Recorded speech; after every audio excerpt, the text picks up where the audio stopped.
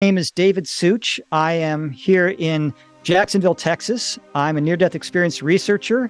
In the last 14 years, I've heard around 1,000 near-death experiences, and I am a near-death experience author as well. This is my book called God Took My Clothes, and I'm happy to be here tonight to talk about the near-death experience. So what I learned in these 14 years has been very interesting. Near-death experiences changed almost every aspect of my life. It changed the way I relate with my family and my friends. It changed the way I view politics, the way I interact with nature, and just about every aspect of my life. And I think it's really important to get a message out there that these people who have these experiences, who visit heaven, and some have hellish experiences as well, they come back and they bring these amazing messages of love.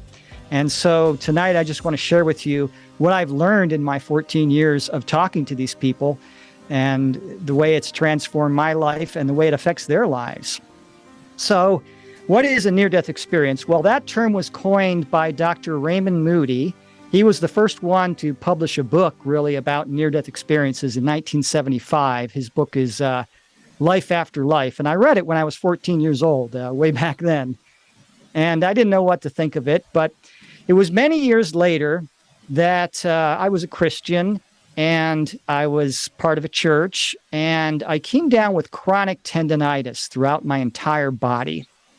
And it got worse and worse and worse, and it became very difficult to work, and I became very depressed from the chronic pain, and it was very debilitating, and I miraculously healed from it many years later. I'm doing well now. But back then, I didn't see any end to it. And I had been prayed for by dozens of churches, hundreds of people. And one night, I was lying in my bed in a lot of pain, and I came to a very painful conclusion. I thought to myself, one of two things is going on here. Either God doesn't exist, or more likely, God exists, but, he's not going to help me or answer my prayers because, I've been a bad Christian. I haven't been an obedient son. He's embarrassed of me. I'm the son that, doesn't want anything to do with me. And that was a very painful conclusion to come to. And during that time, I clicked on a YouTube video. I wasn't searching for near-death experiences. It just came up in my feed. And this is 2007, so YouTube was fairly new back then. There was hardly any near-death experience videos on YouTube, and there's thousands now. But I clicked on a video of a man who was an atheist, died. He was sort of in a hellish experience. He called out to heaven for help, and he was rescued. And that started me on a long journey investigating near-death experiences, and I finally decided to write a book about it. And so, the things I learned, I'll give a brief overview of what happens in a typical near-death experience. Now, it's important to note here that everybody's near-death experience is different because heaven gives the individual an experience in which they'll feel comfortable. In other words, if, a person is very close to their grandmother who died a long time ago, they're going to probably be met by their grandmother in heaven. Or if a person is a big fan of nature, they may be brought into one of heaven's beautiful parks or gardens. So every experience is different, but there are a lot of commonalities. So I'm going to go over what's typical.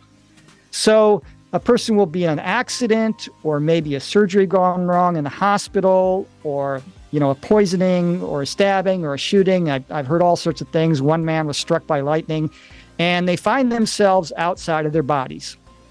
And some people don't recognize their own bodies because we're used to seeing ourselves in 2D, on a computer screen or a picture. And when they see themselves in 3 dimensions, they don't always recognize themselves. And sometimes they do.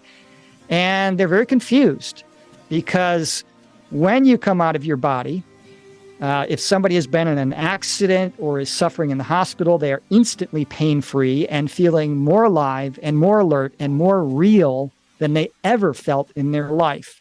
When you're dreaming, you think your dream world is real until you wake up and then you go, oh, this is the real world. This is much more real. I feel much more alive in this world. And if you can imagine taking one step to a higher level of consciousness, that's what it's like to come out of your body.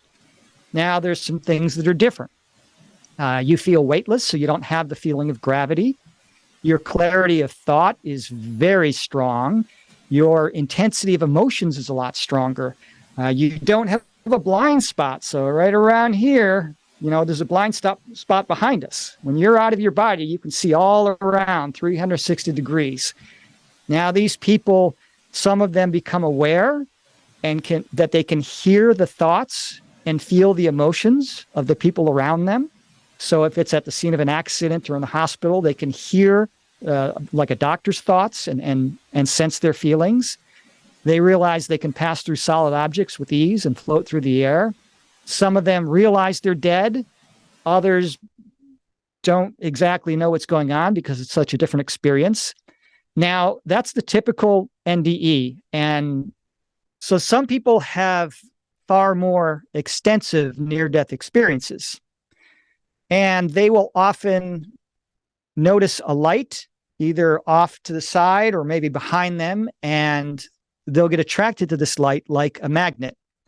And they describe moving to this light very fast. Often they describe it as faster than the speed of light.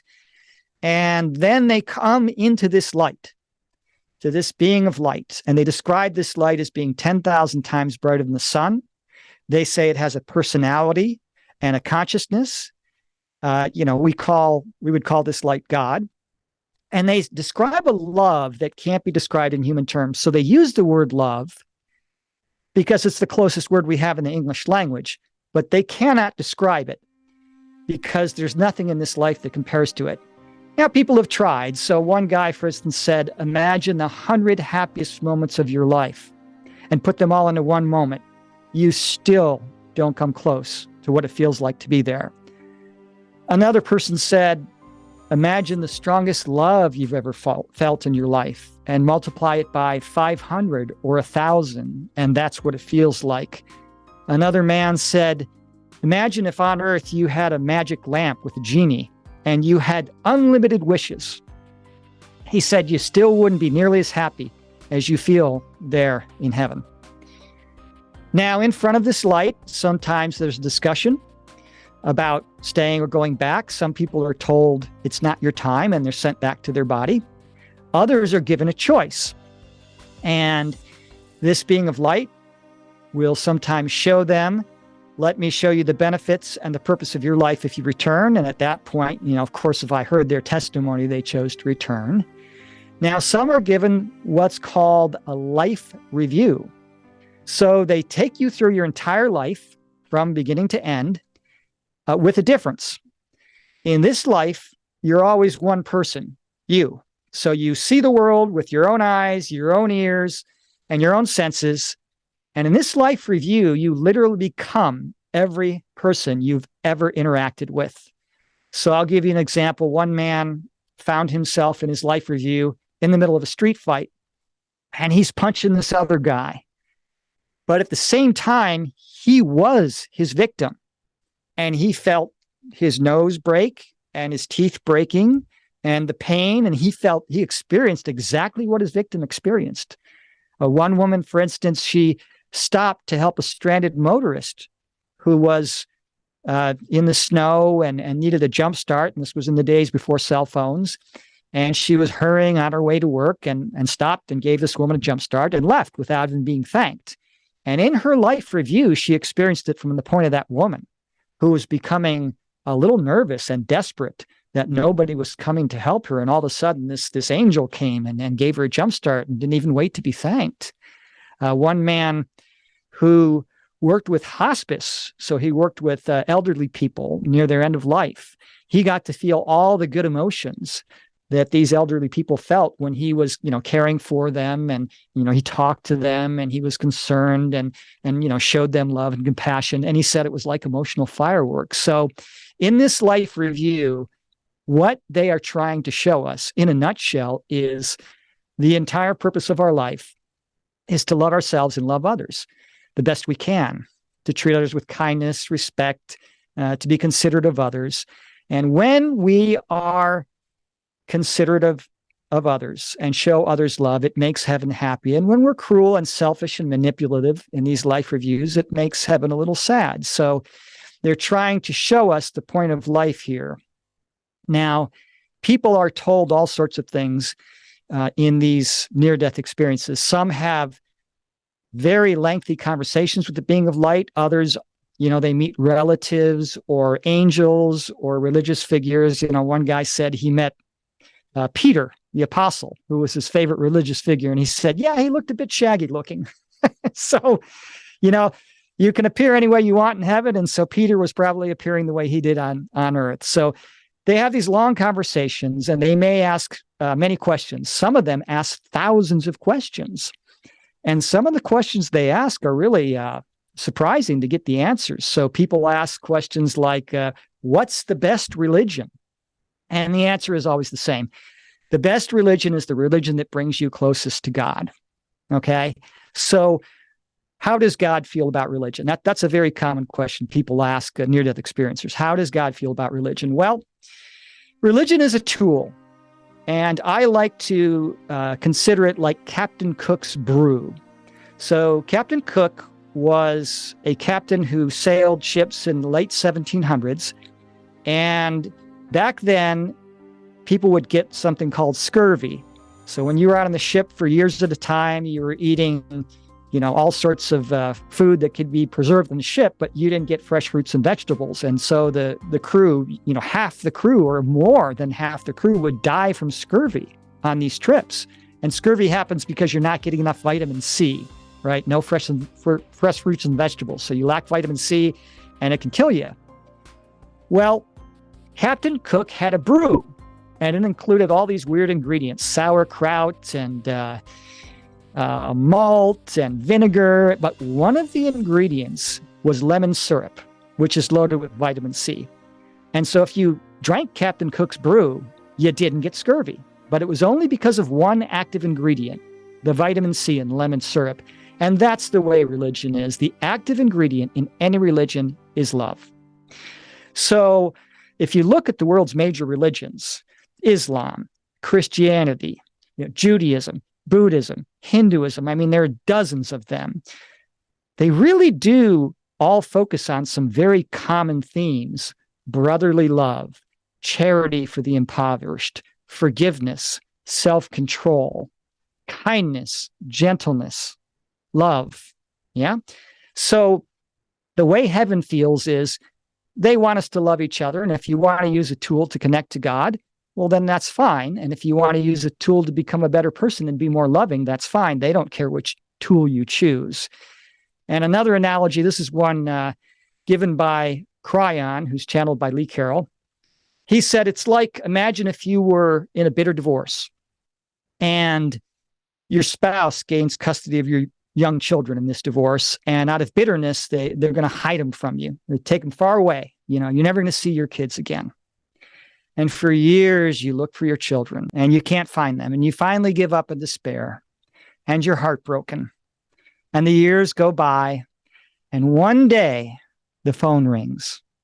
It's them. They say, we've been looking for you all these years. We're in your neighborhood right now. Can we come by and see you? Yeah, you're overjoyed, right? It's the happiest day of your life. You're finally going to see your children again. And so you go outside and you wait. And then there's a car coming down the street, and it's them. Now, let me ask you a question. Do you care what kind of car it is? Do you care if it's a broken down old car in terrible condition or a brand new car in perfect working condition? You don't care. You're just happy your kids are coming to finally see you. So God doesn't care if a person is in a religion with a lot of bad doctrines and mistaken beliefs and things that are off, or in a really good religion that's, very focused on love. He's just happy that his children are trying to come and see him. And I really believe that just as a bee takes pollen from different flowers, so does a wise person take a sense of goodness from each and every religion. And, for those of you who have children, you know that each child expresses their love for you in different ways, right? It'd be okay if all your children expressed love to you in the same way, but there's kind of a beauty that they all express love in different ways, right? One may say, I want to help you, Mommy, do the dishes because I love you. And another may run up and give you a hug and say, oh, I love you, Dad. And another may say, here, I made this drawing for you because I love you. And there's a beauty in having love expressed in different ways. And I think God enjoys the various ways and all the different world religions and the different ways we honor God. So that's the way I view religion, as people honoring God in their own way and connecting with God in their own way. So I try and take the good from every religion. And, things are changing with religion too. And you won't see about it much on the news, but there are things like in the Middle East, for example. There was an incident, I think, back in 2011 where some radical Muslims were threatening to bomb Christian churches on Christmas Eve. And the Muslims got together and said, no, we're a religion of peace. And even though we don't agree with these Christians, we're supposed to respect other people's religions. And they formed human shields around those churches so that the radical Muslims couldn't harm them. There was another incident of a radical group stopping a group of women on a bus, about 100 women on a bus, and 7 of them were Christians. And they were going to stop the bus and kill the Christians. And the other Muslim women, handed them, head coverings, and they said, well, we're not going to tell you who's the Christians here. You're going to have to kill all of us. And so they saved those women, So religion is changing, and some near-death experiencers have been shown the future. And there are people who think that, when we become an ascended species, which we will, that we're all going to be holding hands and singing Kumbaya and there's going to be one world religion. No, religion's going to change. Religion's going to mature, and people are going to respect each other's beliefs. Now, I grew up Catholic, right? And I've watched that religion change. I've watched how God has worked in the hearts of men to make the religion better. When I was a child, it was kind of rough preaching. Now, just recently, my wife is Catholic, so we go to Catholic church together. We were in church, and they went over the story of the prodigal son. And for those of you who don't know that, a man who was kind of wealthy, one of his children said, give me my half of the inheritance now. And then he went out and blew the inheritance and was starving to death and came back to his dad's house thinking, well, I'll ask to be one of his servants and at least I won't starve to death. But his father welcomes him home with open arms, right? So this priest in this Catholic church, his conclusion was, you see, God loves you no matter what you do, even if you're bad. He's not going to punish you for being bad. If a priest had said that in the Catholic church when I was a child, he'd never preach in that church again. And 500 years ago, the Catholic Church was selling indulgences. Pay us money and we'll pray for your dead relatives so they get into heaven. Well, they don't do that anymore. They matured out of that. So religions are going to mature as the consciousness and the spirit of human beings matures. And so that's kind of one of the beauties of heaven and the messages we hear. Now, there's some other things they talk about. And I think one of the most exciting things they talk about, a few near-death experiences are shown the future of mankind, of humanity, right? Now, if you survey the world today, it seems like everything's falling apart, right? And there's lots of scriptures and religious text and writings that predict the end of mankind. Revelation, Nostradamus, Mother Shipton, where they predict this doom and gloom. Well, those were accurate predictions, but human beings have free will. So whenever you look and try and predict the future, you can only predict a potential future where it looks like it's going. So if I'm driving my car north at 60 miles an hour, you can say, okay, an hour from now, he's going to be 60 miles north, and you can predict where I am. But I have free will. I can slow down. I can speed up. I can turn left or right. I can turn around and go the other way. Same with human beings. We were on a path as a species to destroy ourselves, which was predicted in Revelation and Nostradamus and Mother Shipton and many other texts. But sometime in the late 1980s or early 1990s, we passed a marker. And thanks to a lot of help from above, we're not going to destroy ourselves, and we're going to become what's called an ascended planet. Now, this may be kind of a shocker to some people. One of the common questions these people ask when they're up there is, are we alone in the universe? And the answer is always the same. The universe is full of life, and there are other dimensions with other universes that are also full of life. So there's a lot of intelligent species out there, and some are very aware of God, the existence of the afterlife and spirit and so forth. We're kind of the new kids on the block. We're kind of primitive. But when a species passes the marker and they get past the point of fighting each other, destroying each other, they become an ascended planet. So the first thing that happens, and the first step, is peace on Earth.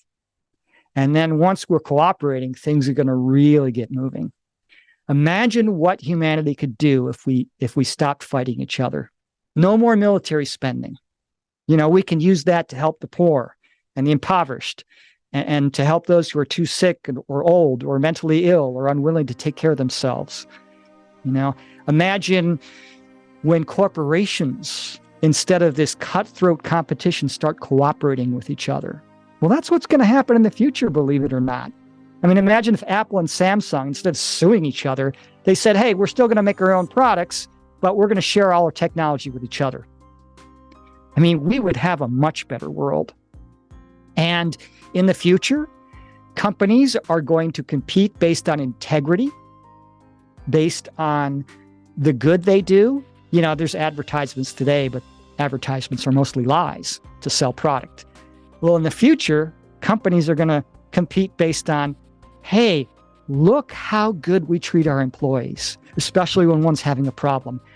Look how good we treat our customers and how fair we are and how fairly we price our products. We don't mark them up and charge as much as we can. We just make enough profit to keep our company going, to be good to people. And when one of our customers has a problem, look how we take care of it.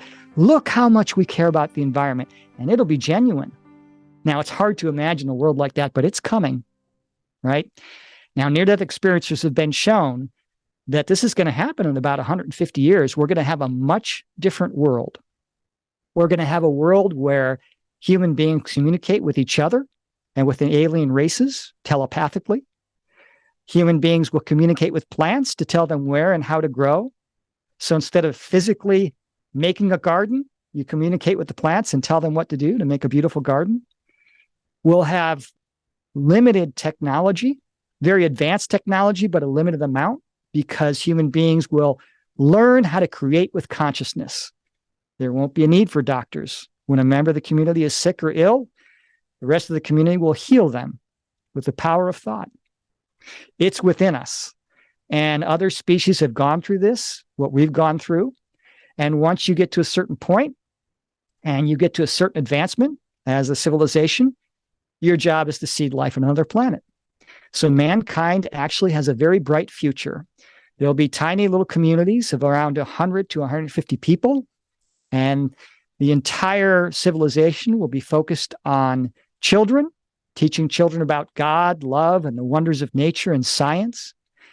And there'll be travel to other planets, and there'll be some high technology, but we'll mostly be using consciousness, because biology is the best technology. And we've just begun to scratch the surface of it today, right? Why does a placebo work? Why, when you give some patients a pill and it's just a sugar pill, why do sometimes 50% of them get better? Because they believe they'll get better. The power of the human consciousness can change reality, and that's something heaven teaches us. So quantum physicists know this.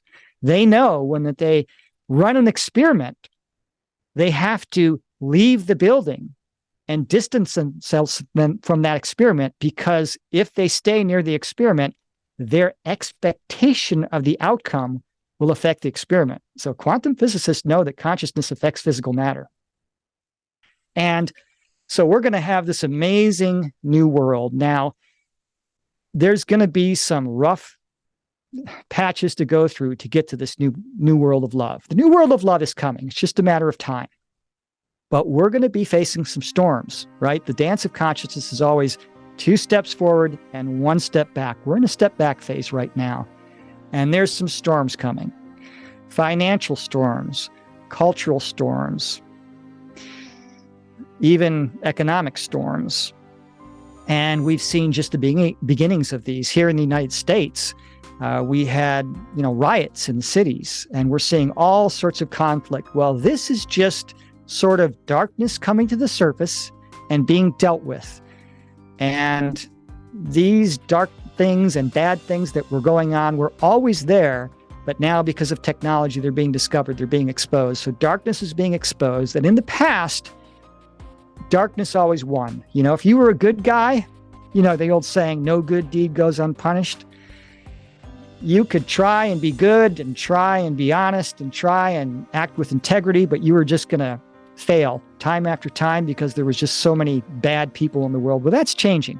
That's changing. People are changing, and love's going to win out in the end. What to do when you've had an NDE? And a lot of people are afraid to talk about it. 100 years ago, if you had an NDE and you talked about it, you would probably be put in a mental institution. Today, it's a little more accepted. It's even in some movies, they joke around about it. Don't go towards the light, Jim. They know about it.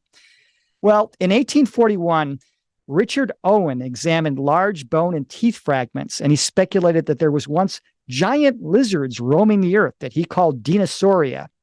He was laughed at. People thought it was a hoax that he was doing just for money, but it turned out to be right. There were dinosaurs. And in 1910, I believe it was, a scientist suggested that the continents are slowly drifting across the surface of the earth. And he was laughed at by the scientific community. Come on, continents drifting. But that turned out to be true. Continental drift is a real thing.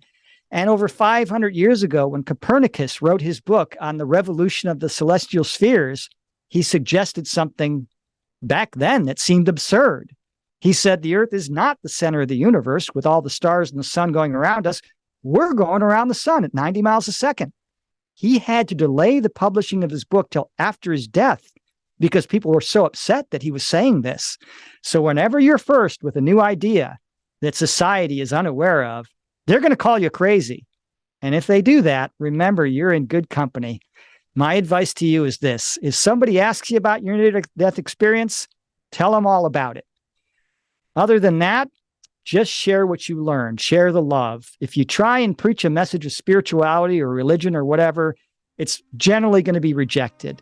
But if you just take that love, that perfect peace, that perfect knowing that you felt in the afterlife, and you bring that back here in your daily interactions with people.